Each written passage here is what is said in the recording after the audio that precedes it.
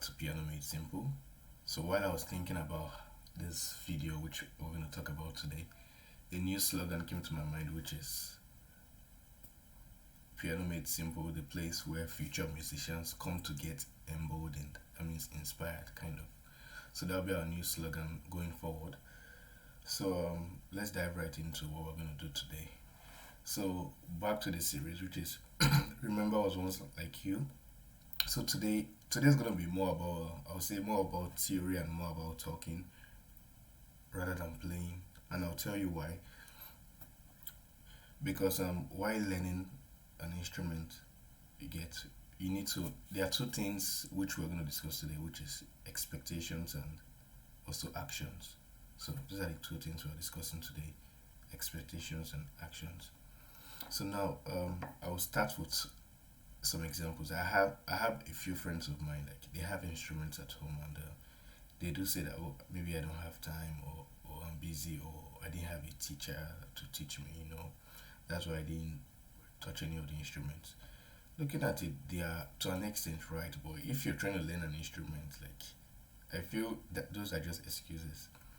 And I'll give you based on my experience. When I was learning the keyboard, that was like some years back. I didn't have any idea of how to play the keyboard. I didn't even know where C is, something like this. If you ask me to touch C on my keyboard, I can go like this, I can go like this. I think that's my C, whereby C is here. So I did not know where C was or anything. And in music, I had to have C. That was my highest grade in music, C. I think C5 or C6, I don't know. That shows you I was very, very good in music, if you can see. So back to what I was saying. So that was just it. So I met few friends of mine because I was in a boarding school. So they do write the tonic solfa for me. Then after 3 months, then when I go home after 3 months of them writing for me, then I actually see a keyboard I can use to practice. So you can see that if I was just trying to give an excuse, right, I would not have gotten anywhere. Well, that's just my part. Everyone has different stories and different experiences. So it's not a one size fits all that if I could do it because of the situation, you must do it that way. And it's just an example which you can put in mind. So back to the main point, which are expectations and actions. Before you start learning an instrument, you need to know what am I expecting of myself and what action am I going to put in to make sure what I'm expecting I get it. And I will go with a practical on that. Let's say now I'm trying to learn the C chord. So we're going to play on the key of C, which is this. So I'm trying to learn the C chord now. I'm a novice to music. All what I know is do, re, mi, fa, sol, la, ti, do. Just like every true child knows, of 2 or 3 year old, or even less. Let's say that's all I know. And I'm trying to learn how to play the C chord or the do chord. The first thing I do is to know the scale I'm playing on, which is the C.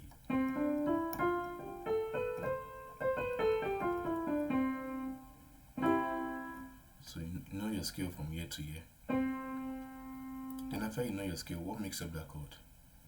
Just a triad, right? Do, mi, and so, which is do, mi, so. You get, that's what makes up the chord. Now, how do you practice that? So I'm going to give you a very, very simple method. Just I assume you want to learn this, and I'm going to give you a very, very, very simple basic method. If you want to take it further from there, it's up to you, but these methods is something I guarantee you. I'm 80% sure. If you practice this way, in a week you'll be able to play this chord easily. Let me start now with the do chord. If I want to learn this do chord now, for a beginner, your hand might not be like your placement is meant to be 1 3 5, but it's up to you. You can go anywhere. I use actually these 3 fingers sometimes. I can use 1 3 5, or the standard way. Let me teach you the standard way. 1 3 5, which is your thumb, your middle finger, and your pinky finger, which is this, and this. So I'm gonna go like this. So that's the hand positioning. So now, if you're trying to learn, I know definitely your hand will not just come on it like this. You have to go like this. Oh, this is my C, this is my D. So that's the way I expect someone that hasn't played the keyboard to play it. You have to go one note, then hold it, hold. That's how I expect them to play. So the way you should learn it, do like that, go like that. So hold your do, mi, so, remove your hand. Do that again, do, mi, so, remove your hand. Do that again, do, mi, so, remove your hand. Take it off totally, then put it back again. So do this 10 times, or do that for 60 seconds. So within the frame of 60 seconds, hold the do chord, remove your hand, hold the do chord, remove your hand, hold the do chord, remove your hand. Do that for 60 seconds every day. Do it for 1 week. I assure you that when next you touch the keyboard after 1 week, as you go, you just go like this.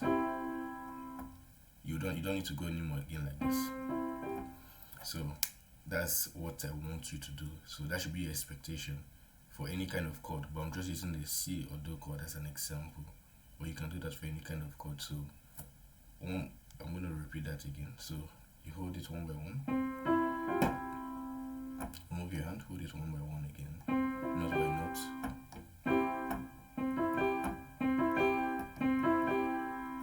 So do that for 60 seconds or 10 times. So do that every day, no matter how busy you are. Take out that. If you really want to learn it, you can't say you're busy that you don't have 1 minute in a day. You eat now, come on. You make phone calls, you relax, you lay down your bed to chill. So you can't say you don't have 1 minute. So do that. Then after you do that for 1 week, which I'm 80% sure, you should be able to play the do chord. If not with your eyes closed, but at least you should be able to play it like this, holding it once. So that's all for my lesson today. So we're still going to talk about this. These are series going to be talked about for a while. I want you to understand the nitty-gritty and the basics of how you can play the keyboard. I'm here to inspire you. I might not be the best keyboardist out there, but I'm here to inspire you. So just do as I say, follow the practice, put that expectation of yourself that by today is Tuesday. So let's say by next week Tuesday. So your expectation by Tuesday next week is that when I come on the keyboard, I just touch my do chord once like this. So that's your expectation from now to next week Tuesday. And how can you do that from now to next week Tuesday? Is for you to hold your do chord like this.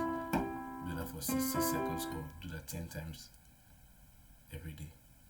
Then you should be there. So once again, if you feel you enjoy this section, just type note by note in the comment section. They'll know that you reached the ending of this video. So thank you and have a wonderful day.